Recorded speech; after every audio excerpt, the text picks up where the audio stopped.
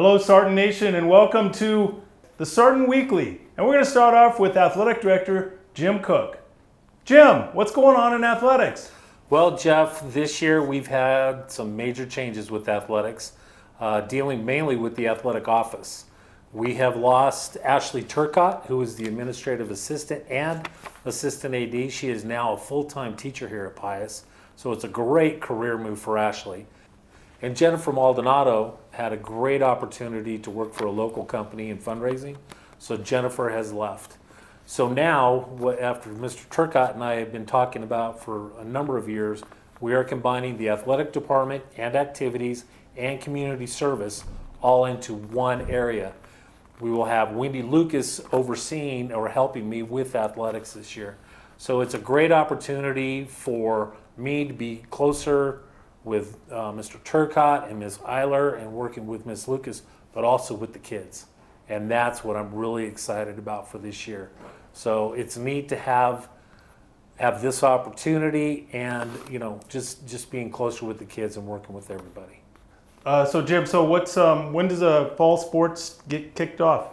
Well, Jeff, fall sports begin actually this week. Football goes up to Bloomfield, and they open their season on August 20th against Bloomfield. And then next week on August 24th, volleyball travels to Cleveland, and girls soccer opens up at home against Sandia Prep. The following day, on Wednesday, August 25th, boys soccer opens up against Capital. C-Team football will open up on Monday, August 30th, at home against Valley.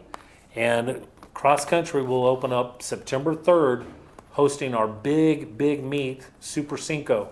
So I'm very excited about everything's coming together. The kids get to play, and we're excited to have them back on campus. It is just so cool to be around here right now and glad to be back.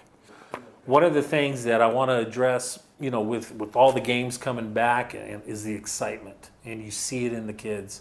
And I'm looking forward to everybody coming to those games, to the home games, even the away games if you can.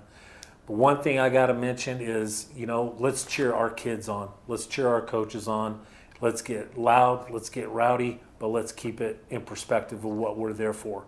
Be proud that we get to watch our kids again. Be proud that you have this opportunity. A lot of people don't have this opportunity, and we need to take advantage of it. So enjoy your time coming to the games, and like I said, cheer our kids on. They've earned it.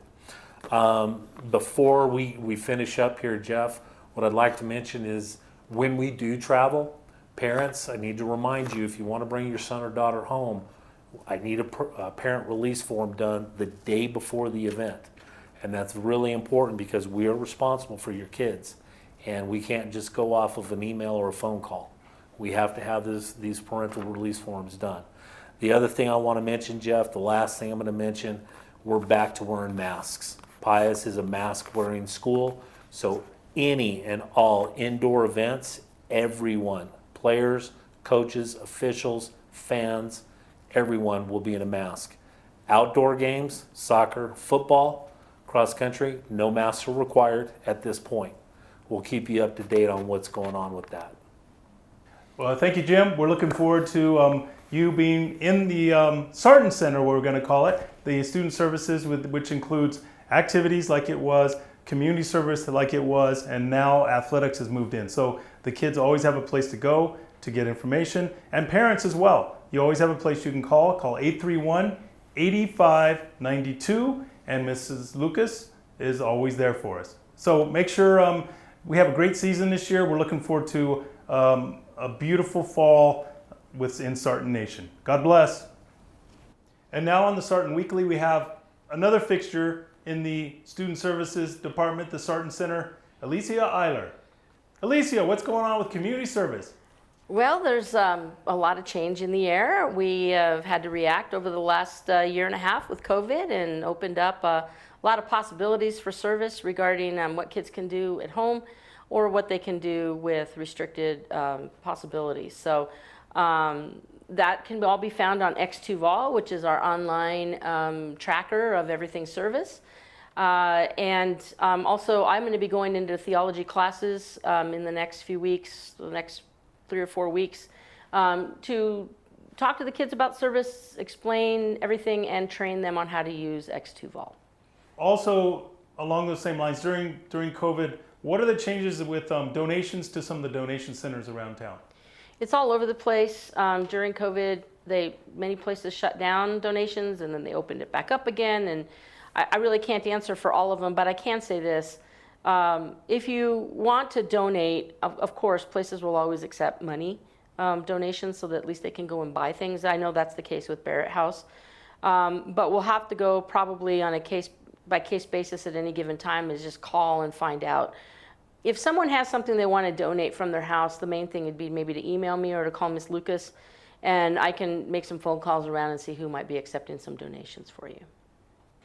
The other thing is I'm hoping to make some changes to the service program. So this year, everything is staying the same. There have been no changes from last year.